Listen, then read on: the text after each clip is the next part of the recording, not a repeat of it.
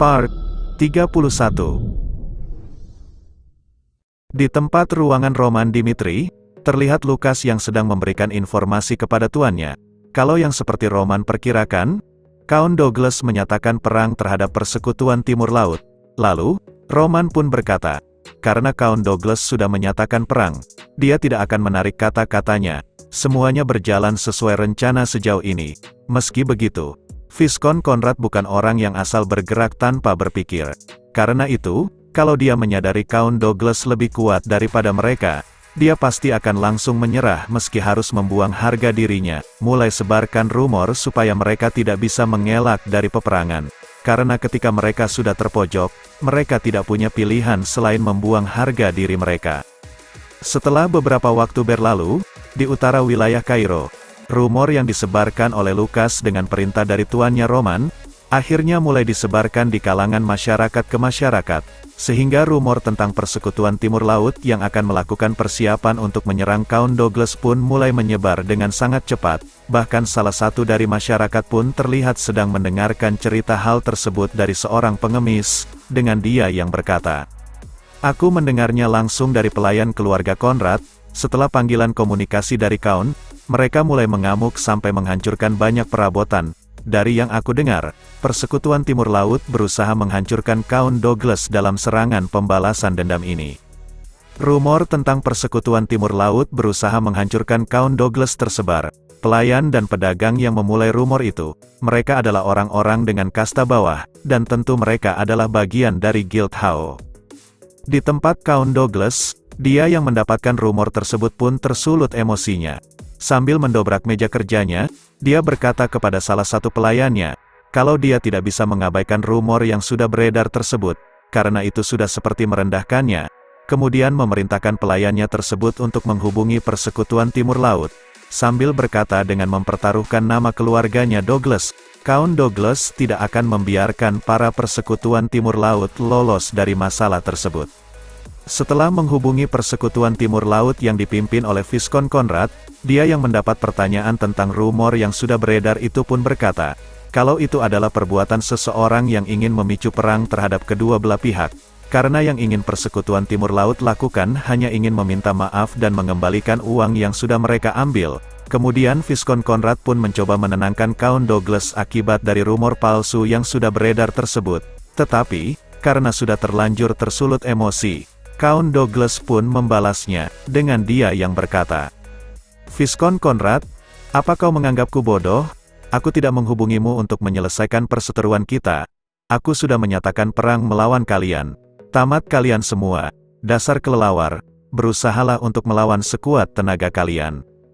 Setelah panggilan tersebut berakhir, salah satu keluarga yang tergabung dalam Persekutuan Timur Laut pun berkata, kalau itu akan menjadi bencana yang besar, karena dia yakini, Count Douglas akan membawa penguasa wilayah utara yang lain bersamanya, dan keluarga yang lain pun berkata, kalau mustahil untuk mereka mengalahkan Count Douglas dan perkumpulannya, dan kemudian, mereka pun mengusulkan untuk menghubungi pemerintahan pusat.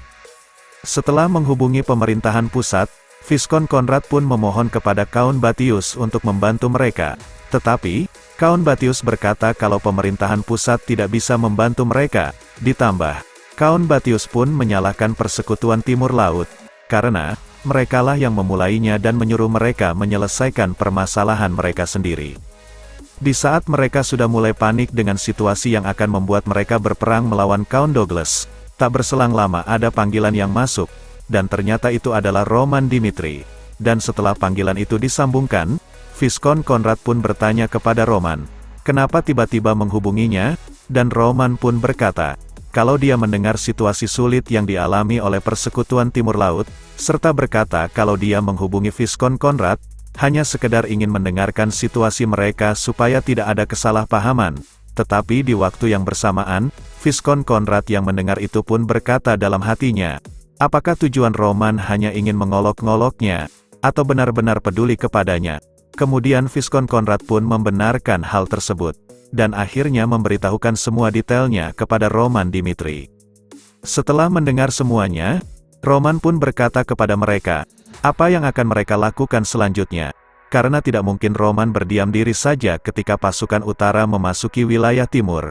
dan karena perkataan Roman, Viskon Konrad dan keluarga yang lain yang tergabung dalam Persekutuan Timur Laut pun terkejut.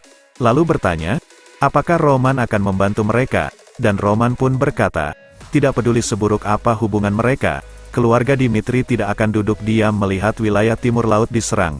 Dan Viskon Konrad yang mendengar itu, dia pun bertanya-tanya di dalam hatinya, bukankah yang paling diuntungkan kalau mereka perang adalah Roman Dimitri? Tetapi Roman malah berkata seperti itu, meski Viskon Konrad menyadari kalau ada hal yang aneh serta bertanya-tanya apa yang sedang Roman rencanakan. Tapi karena tak punya pilihan agar mereka selamat dalam situasi yang sangat tak menguntungkan mereka, Viskon Konrad pun mencoba mempercayai Roman dan berkata, kalau meski hubungan mereka tidak baik, Viskon Konrad berkata kalau mereka sangat membutuhkan bantuan keluarga Dimitri, dan kalau Roman yang mewakili keluarga Dimitri bersedia membantu mereka, Viskon Konrad berkata kalau mereka akan melakukan apapun sebagai imbalannya, dan di waktu yang bersamaan, di dalam hatinya, Viskon Konrad berkata kalau dia harus membuang harga dirinya dalam situasi tersebut, karena kalau keluarga Dimitri membantu mereka, mereka bisa mengurangi kerugian perang. Dan di sisi Roman, setelah mendengar perkataan dari Viskon Konrad, dia berkata, sejujurnya, kami lebih diuntungkan dengan tidak membantu Persekutuan Timur Laut, tapi aku tidak ingin melepaskan kemenangan besar demi kemenangan kecil. Karena itu, kami memutuskan untuk membantu meski situasi Kairo menjadi tegang. Toh pada akhirnya, keluarga Dimitri tinggal di tanah yang sama seperti Persekutuan Timur Laut, yaitu wilayah Timur Laut, yang kemungkinan sudah jelas. Aku minta kau meminta maaf tentang kejadian yang terjadi sebelumnya dan berjanjilah untuk selalu bekerja sama di masa depan. Aku tidak akan mengabaikan krisis yang kalian hadapi asalkan bersedia melakukan itu. Viskon Konrad, meski awalnya dia meragukan apa yang dikatakan oleh Roman itu tulus atau tidak untuk membantu mereka, tetapi setelah perkataan Roman tersebut, Viskon Konrad pun merasa menjadi orang yang sangat bodoh. Karena Roman yang sudah mereka rendahkan karena latar belakangnya seorang rakyat jelata, adalah sosok yang sempurna sebagai pemimpin Timur Laut. Lalu, Viskon Konrad berkata kepada Roman, kalau dia akan menghubunginya kembali setelah melakukan pembicaraan dengan anggota persekutuan. Setelah beberapa hari kemudian, Count Douglas dan beberapa penguasa wilayah utara, akhirnya mereka pun memasuki wilayah timur untuk menyerang terhadap Persekutuan Timur Laut, dan di dalam perjalanan tersebut, salah satu penguasa wilayah utara, dia berkata kepada Count Douglas, untuk memastikan melakukan pembagian yang merata setelah perang berakhir, dan Count Douglas pun membalasnya, dengan dia yang berkata, itu pasti, kenapa juga aku membohongi kalian sesama penguasa wilayah utara. Timur Laut yang kehilangan kekuatan mereka setelah keruntuhan keluarga Barco sudah seperti istana pasir yang bisa roboh kapanpun. Bukankah seseorang harus memanfaatkan situasi ini untuk menguasai tanah di sini? Dan mereka pun bersependapat dengan perkataan dari Count Douglas. Orang-orang beranggapan kalau Douglas adalah binatang buas tidak berakal. Nyatanya dia tidak pernah menyerang lawannya asal-asalan. Ini pertarungan yang memang harus terjadi, dan caranya untuk bertahan selama ini adalah meningkatkan kemungkinan menang sebesar mungkin. Setelah Count Douglas berkata kepada para penguasa wilayah utara, dia berkata dalam hatinya, dengan mengatakan, sebelumnya kami tidak bisa bertindak gegabah karena mereka masih di bawah perlindungan pemerintahan pusat, tapi sekarang aku sudah bisa bergerak bersama penguasa wilayah utara yang lain. Persekutuan Timur Laut bukan hal besar tanpa keluarga Barco. Artinya mereka adalah daging yang bisa dibagi sekarang. Setelah mereka berhadapan satu sama lain, Count Douglas pun lalu berkata dengan lantang kepada pasukannya untuk maju. Dengan dia yang menduduki posisi sebagai komandan dari pasukan utara. Tetapi, sebelum itu, Viskon Konrad berkata kepada Count Douglas untuk berhenti, karena waktunya belum siap dimulai. Lalu, Count Douglas berkata kenapa harus menunggu ketika mereka atau Persekutuan Timur Laut sudah siap semua. Kemudian berkata kembali kepada Viskon Konrad, bukankah akan sia-sia membiarkan prajurit mati dalam peperangan yang sudah dipastikan kalah? Namun, Viskon Konrad berkata kepada Count Douglas untuk jangan mengambil kesimpulan tersebut sebelum perang dilakukan, dan tak berselang lama, salah satu penguasa wilayah utara berkata, kalau ada pasukan yang mendekat, dan ketika melihat bendera yang dikibarkan tersebut dari wilayah Dimitri, Count Douglas pun terkejut. Karena bantuan dari Persekutuan Timur Laut adalah keluarga Dimitri yang dikomandani oleh Roman Dimitri. Count Douglas pun bertanya kepada Roman, apa yang sedang Dimitri lakukan di tempat tersebut, dan Roman, dengan lantang dia berkata, haruskah ada alasan khusus untuk mereka muncul di medan perang? Karena seperti Count Douglas yang membawa penguasa wilayah utara yang lain, Roman berkata kalau dia datang untuk menjadi komandan pasukan persekutuan Timur Laut, sehingga membuat para penguasa utara pun terkejut, karena dengan alasan usaha perebutan wilayah yang akan dilakukan penguasa utara, itu menjadi alasan untuk Dimitri ikut adil dalam perang tersebut, dan karena hal tersebut, beberapa dari penguasa wilayah utara pun berkata kepada Count Douglas, kenapa dia tidak memberitahu mereka, kalau Roman Dimitri muncul di peperangan tersebut. Karena kalau mereka tahu akan kehadiran keluarga Dimitri, mereka berkata kalau mereka tidak akan ikut dalam peperangan tersebut. Di sisi Viscount Conrad, dia yang mendapatkan angin segar dalam situasi tersebut, dia lalu berkata kepada Count Douglas, kalau mereka sudah siap berperang. Kemudian, Roman dengan lantang pun berkata kepada Count Douglas, kalau keputusan ada di tangannya, apakah akan melakukan perang langsung, atau melakukan duel kesatria. Setelah mendengar perkataan Roman, Count Douglas berkata dalam hatinya, dengan mengatakan, semuanya kacau, Dimitri ikut berperang, tapi aku tidak bisa mundur setelah menyatakan perang. Namun, kami akan kalah harus melawan Dimitri, bukan berarti kami bisa berperang langsung melawan mereka semua. Meskipun jumlah pasukan kami lebih banyak daripada Persekutuan Timur Laut, prajurit Dimitri tidak bisa diremehkan karena mereka mengamankan kemenangan di perbatasan selatan. Apa yang harus aku lakukan? Dan tak berselang lama, Roman pun menawari sebuah tawaran kepada Count Douglas, dengan melakukan duel ksatria, serta berkata kalau Roman akan melawan langsung 3 ksatria bersamaan.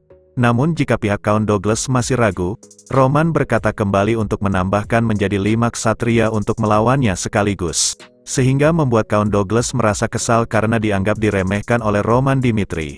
Lalu, Roman pun melanjutkan perkataannya, dengan dia yang berkata, kalau dia ingin mengakhiri perang tersebut tanpa pengorbanan yang besar, lalu menanyakan pendapat dari Count Douglas, dan Count Douglas pun berkata kepada Roman, kalau dia akan berdiskusi dulu dengan para penguasa wilayah utara. Di dalam waktu diskusi tersebut, Count Douglas berkata kepada para penguasa wilayah utara, kalau dia akan menerima tawaran dari Roman tersebut dengan 5 orang ksatria, karena dia pikir, tidak peduli sekuat apa Roman, tidak mungkin 5 ksatria terkuat dari masing-masing keluarga tidak bisa mengalahkan Roman. Namun meski begitu, beberapa dari mereka berkata kalau situasi tersebut masihlah berbahaya, karena mereka mengetahui kalau Roman telah berhasil mengalahkan Butler, yang mereka anggap kalau Roman pasti mempunyai potensi mencapai 5 star.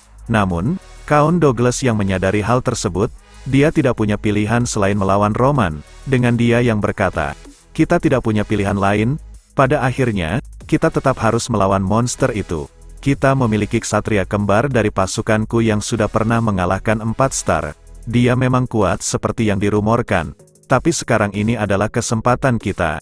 Dia mengambil keputusan ini karena ingin menunjukkan kekuatannya, dan kalau kita mengalahkannya dalam pertarungan karena kecerobohannya, kita bisa menguasai wilayah Timur Laut sepenuhnya, dan mereka yang tergiur dengan hasilnya tersebut, akhirnya mereka pun menyetujui usulan dari Count Douglas, dan di sisi Count Douglas, dia pun bertekad kalau dia akan meruntuhkan keangkuhan Roman Dimitri dalam duel tersebut. Namun setelah beberapa saat pertarungan itu dilakukan, dia pun dikejutkan sekaligus merasa panik, karena ksatria kembar yang ia miliki dibunuh oleh Roman dengan sekali tebasan saja.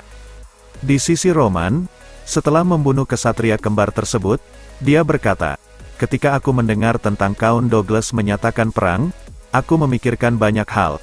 Kau selalu menyelesaikan masalah dengan cara baik-baik ketika keluarga Barcow masih ada.